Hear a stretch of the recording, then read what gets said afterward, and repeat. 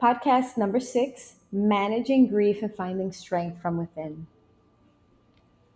So, I really just wanted to say hello and check in with everyone. How are you? Right? And let's take a brief moment to just like gather ourselves in our seats. I'm in like a little poofy here, and connect with one another simultaneously, like with a good breath, so that we can kind of like be in community as we sit and listen. So, take a deep inhale and open mouth. Let's do another one. Inhale. And then the other option, we're going to interlace our fingers. Inhale, bring those arms up. Give a good stretch to the sky. Hold the breath for a brief moment. And then we're going to exhale and twist to the right. And let's do it again. Inhale, bring those arms up. And exhale, big audible ah to the left. And then we can do like a few neck rolls, shoulder shrugs, right? And then this is our time to like kind of say, ask you, right? How you doing? And I really mean that. Sit there and kind of check with yourself. What are you feeling? What are you sensing? Ask yourself, well, how am I doing? Name it if you can. If you can name it. If you can't, that's okay too, because regardless, I'm going to invite you to just detach from it and let it go. Exhale, right? And so, welcome to the Nueva Alma podcast. I'm Erica Garcia Abigail, and I'm thrilled to have you here today. And thank you so much for tuning in, for your support. It really means the world to me. And it's been so cool to see how like these episodes are starting to grow in not only subscription. So if you haven't subscribed already to the channel, please definitely do so, because there's going to be a lot of stuff coming soon. But also in shares, right? And likes and comments. So continue, because I really enjoy it. And in this episode, I really want to touch upon managing grief and finding the strength within, because it's a difficult topic, but one that's really worth discussing.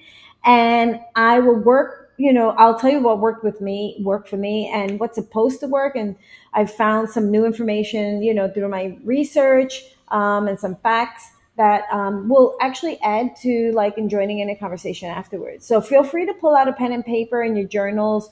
And if you haven't, like I said, made my podcast one of your go-tos, I definitely would love for you to subscribe, because there's a lot of weekly self-work that I'm also going to be providing. And it's information that you're going to want to come back to, at a later time. So I encourage you, try what I offer. That couldn't hurt, right? And this podcast is going to be loaded with a lot of information and a lot of practical tips. I like to give tips that you can just like take it and keep it moving with.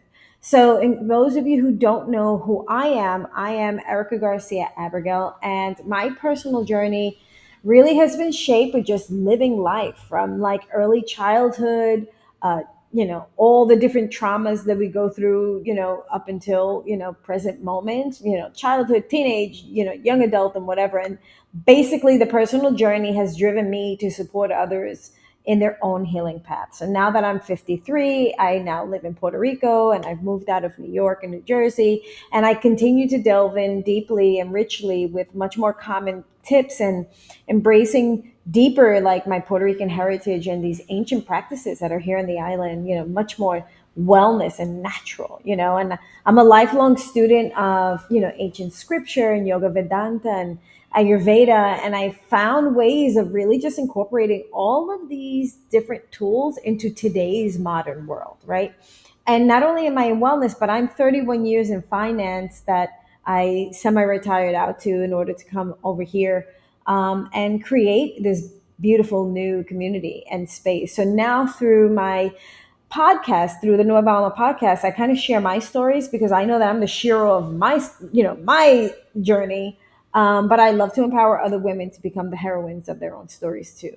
So you, as a listener, you're my sister friend. You're the one that knows what I've been going through, what you've been going through. I know what you've been going through, right? And it's because we never walk alone. And we're so much more alike in our struggles and triumphs than many realize. It doesn't matter your age, color, creed, culture. I mean, healing is healing, and people are people, really, is what it boils down to. And sisterhood is just super special. So, in this episode, I want to delve into the common stages of grief and the common types of grief. And I want to aim in providing you also with some practical tips that can easily be implemented when you find yourself experiencing some level of grief in your life, and how to recognize that, yeah, that is what I'm going through. I, again, I've also experienced it, right? So in this episode, like I called it managing grief and finding strength from within. And I want to go through, like, it's really because we all go through different periods in different times of our lives and different types of grief, right? And sometimes we get really stuck, lost, we get overwhelmed, we just like don't even know where to begin. So my hope is that this episode becomes one of those go-to reminder podcasts, like when you find yourself in your head and your heart space that you're just stuck, that, I know it's never easy, and it's something that's so deeply personal we never even discuss it, and many of us suffered through periods of grief in various phases of our lives, like really alone or feeling that we're alone. And sometimes we're in grief and we don't even realize that we're experiencing grief until we're in the thick of it, and then someone tells us, like, hey, snap out of it, kind of. So there are different ways to just move through the stages and the types, right? Because I feel like they're really all interconnected, and it really is, the grieving process is part of the human experience. So there are 5 different stages of grief that have been outlined by the psychiatrist Elizabeth Kubler-Ross. And she set it up as a framework to help understand the real complex emotions that really do arise when there is a loss.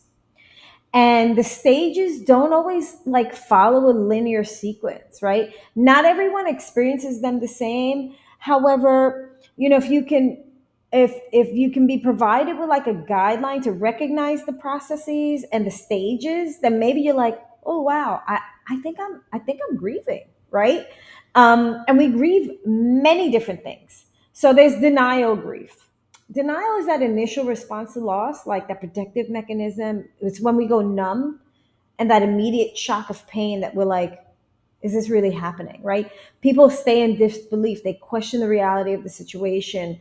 They like try to avoid it, or even thinking about it, like they don't even want to acknowledge it, right? And then there's anger, right? We move into then anger when the reality has set in. And it's very common to feel angry, and the emotion can be directed like at ourselves or even at the person who we even lost. Anger is also ways of expressing like intense emotions that arise from the loss of pain, the pain of loss. Then some of us go through bargaining. Like during this stage, people start to try to regain control or make deals, often in forms of, what if statements, or, just please, right? And it's like ways of trying to delay or cushion the feelings of sadness so that we can, try to find a different way of dealing with it.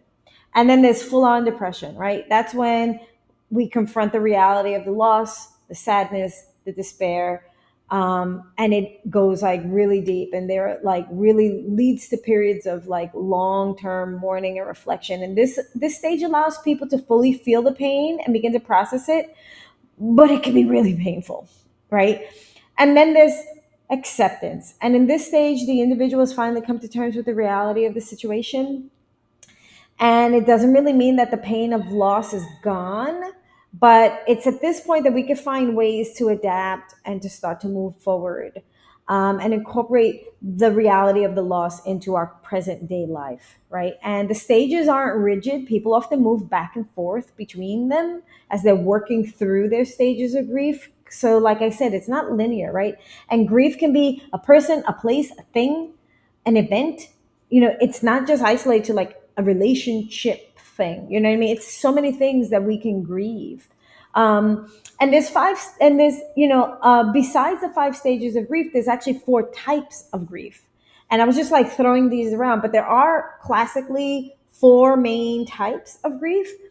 And they describe like different experiences and manifestations of the grief. And also, same thing, understanding the types can help the people understand their own grieving process, as well as recognize it in someone else, someone that we really love and care for. And there's 4 types of those. And the first one is anticipatory grief. And this type of grief occurs when there's like an impending loss, such as someone who's been very terminally ill. and we've been with them, or someone who's aging, right? And people will tend to begin the grieving process while the person is even still alive, but they're just anticipating this future loss. And they're just trying to really prepare themselves emotionally for this emotional, it can be very emotionally complex, because the loss hasn't fully happened yet, but we're just like waiting for it to happen. And that could just be a really long period. And another type of anticipatory grief can be like a really big event that can impact you, like you, your beliefs, your home, your society, safety feeling, like something like today. Today is actually election day. And it just like is ironic that I had this one slated to be taped this week, and then I realized it was election day. So I can't tell you how many people are grieving up until today, right? And whether, because regardless of your political stance, just the anticipation of your desired candidate, whether they will or will not win, someone's got to win, someone's got to lose, and everyone's feeling their emotions. And, this one could be like a systematic one because the entire country can be feeling the same thing at the same time, right?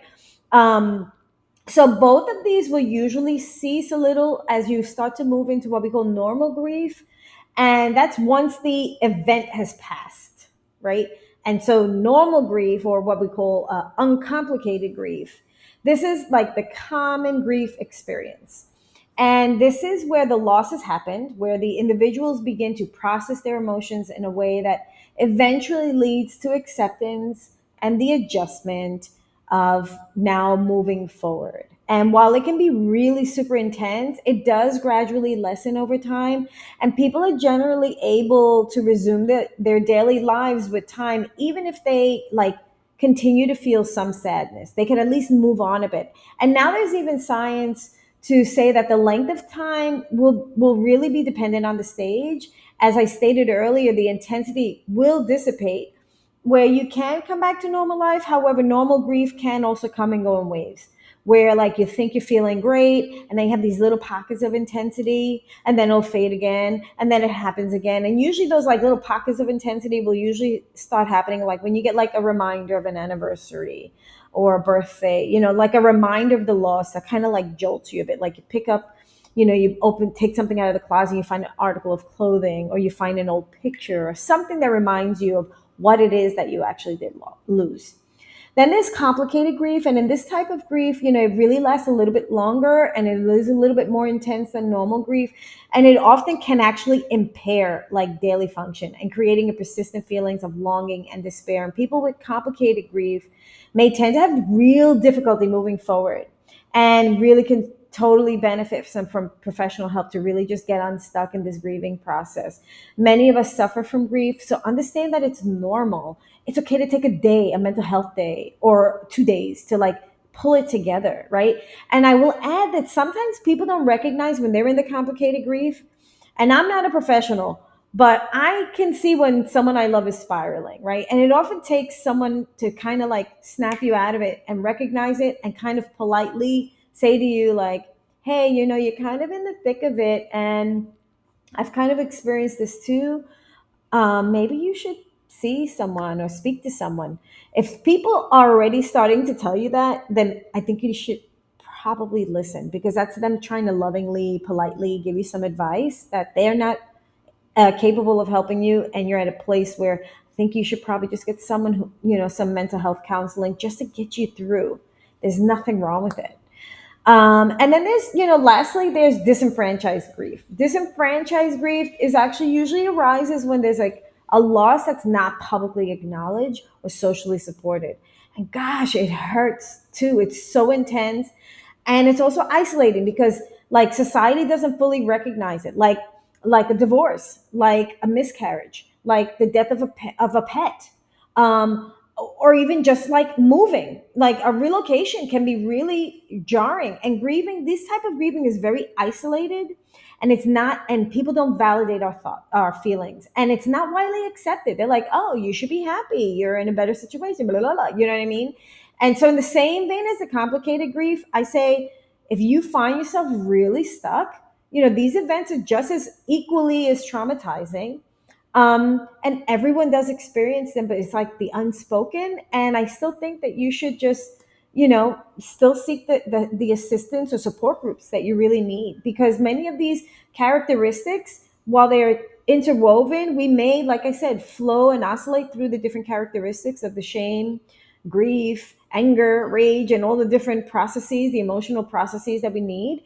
Our acceptance and adjustment period may be different, and sometimes we just need someone else to help us with clarity, you know but outside of the professional help, there are some practical tools to help with grief, like just practicing some self-compassion, allowing yourself to feel and express these emotions without judgment. I love to cry in the shower.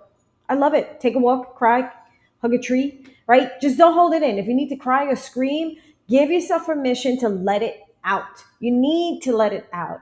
Then you can kind of come back and like start doing some of the things that you really love that give you like self-care, all your self-care, self-love rituals. Start coming back to them, because in grieving, we really have a broken heart, and we need to find ways to just gently give our heart a little bit of love. I love to journal, but not like dear journal. I like to write down the feelings, write down the thought processes. It helps me get through the process of grief, get some insight. And I know that some of you are afraid to write for fear of like somebody's going to discover what you wrote down and read it. But I personally love to write and burn, write and burn. I'm always burning things. And the key is to write your feelings and emotions, not type them. And you want to feel as if you're getting it all off your chest.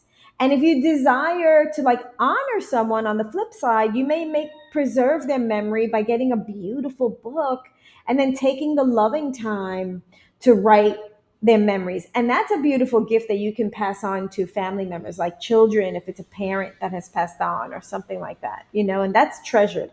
And that's just as equally healing, because it serves as a reminder to all of us that, a piece of them is still living through us. And the more we talk and honor them and love them, they feel it. They're always around, right? And then support systems. Seek support systems from your friends, your family, a group counseling, other groups that are available. They so provide comfort and understanding, and say yes to invitations. Don't stay home. Don't isolate. These are the times where you need to be with the people that you love and care for, and that love and care for you too. Don't shut everyone out. Don't do it. Fight it as much as you can. And then, like I've been saying repeatedly, right? Consult a professional therapist or specialist in grief in certain times that they have personalized strategies that can really support you, that those of us general laymen really couldn't. And it's also nice to just speak to someone who's not a family or friend, who's going to be really non-judgmental, non-objective, be that sounding board, help you clear the cobwebs and the thoughts. And there's really nothing wrong with mental health support. And if the pandemic has taught us anything and given us that um, openness, right? It's lifted the veil and the secrecy of shame, because there isn't any. And so don't shy away from it. So many people do therapy like virtually these days. And so as a yoga teacher and a meditation teacher, I can't express enough how much these two modalities really can support with your emotional healing journey. And why yoga? Because in yoga, you can often find classes that are very gentle and like yin, restorative, somatic types of yoga practices that really help with not only releasing tension and promoting relaxation, but they really do overall improve your well-being, because there are a lot of them that really help with the nervous system and PTSD symptoms. So in these types of classes, you're really going to find a lot of poses that really promote deep relaxation and stress release. And you also get meditations and breath work in these classes. So it's really nice to just have that hour for yourself. So you want to look for heart opening poses like camel pose and bridge pose. They help release pain. Any heart openers do. And then the hip openers, such as like a separate leg seated forward fold, something as simple that, or what we call butterfly or cobbler, when you bring your feet together and the knees out, right? It's Baddha Konasana. That one's a good one to just like let it out. And when you do it supine, like inclined on the back, whoa, it's like double bang for your buck. So super healing. It's one of my favorite ones to give in literally almost every single class. And then as far as meditation, mindfulness exercises like the body scans and meditation also help calm the mind and reduce stress and promote a sense of inner peace.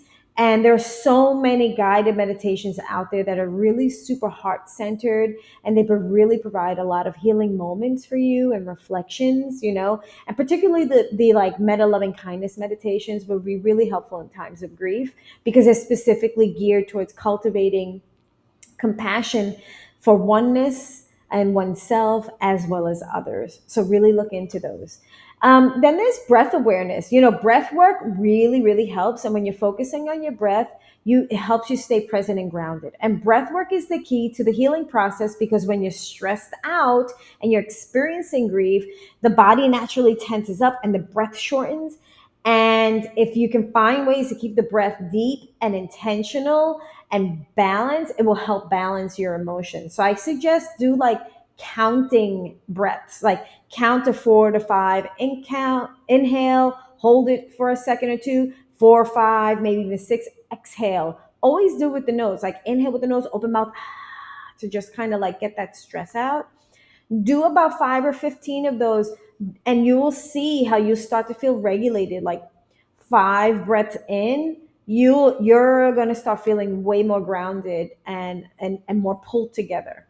There's some other facts that in my research I found kind of interesting, so I figured I'd share it since this is a podcast, right? So, scientific insight research has shown that crying actually does release stress hormones and toxins from the body, and it provides a natural form of relief during grief. So, cry, cry, cry, let it out.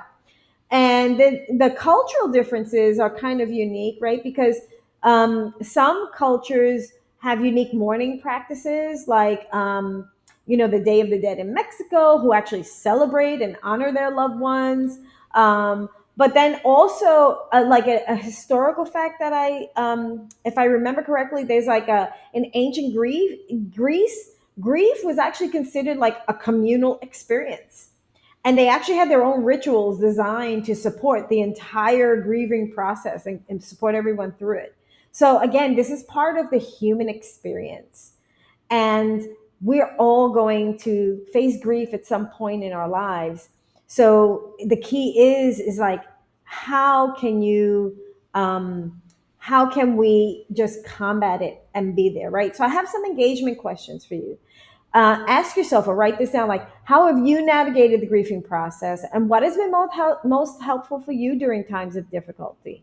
Comment here. I'd love to hear it because everyone has their own unique thing, and then some be like, oh wow, I never thought of that as a practical tool, right? So what practical tools and coping strategies have you found effective in managing them, um, as well as like identifying them, right? So those are the ones that you can probably share as in the community down below. And then the mindfulness check-in is: have you tried incorporating yoga and meditation into your healing journey? And if you have, what were the benefits that you've noticed? And if you haven't, and you're like embarrassed to, just find a video. Just give it a try. The system is thousands of years old. You have nothing to lose, right? And then I guess in your support systems, write down like who has been a greatest source of support for you in times of loss, and create a supportive network so that you can share stories with other like-minded people that have gone through what you're going through. They're usually much more compassionate and empathetic, right? And then what other topics related to grief and emotional healing would you love to hear from me in the future? Because I would love to continue to support you in the ways that is invaluable to you. Because you, as my encouraged watchers and listeners, are the ones that are the most important in this conversation, right? So I want to thank you again for joining this podcast. These are heavy times, right? And just know you're not alone. Always feel free to please leave a comment, share my videos, subscribe, ask questions, because I would really love to continue as we grow this podcast to and grow our engagement. Um, and that's really it for me for today. And I will be seeing you soon. Actually, episode number 6 will be coming in about another week or so. And I think we're going to be talking about menopause, handling menopause with grace. I think that's the next one. If not, there's another one very similar to it, and that was the one after. But if you want to see that one first, let me know.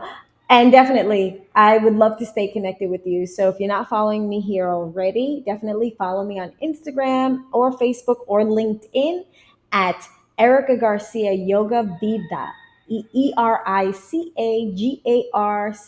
Ericavida. Yoga, YOGA, Vida. And that's it. I'll be seeing you soon. Bye.